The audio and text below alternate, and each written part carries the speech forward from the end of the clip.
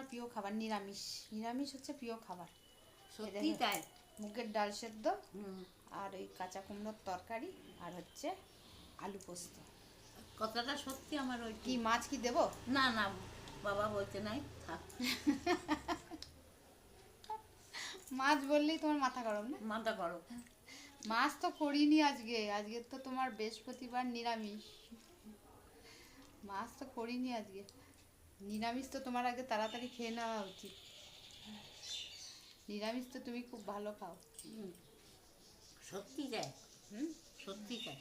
নিরামিষ ভালো খাও না? হুম।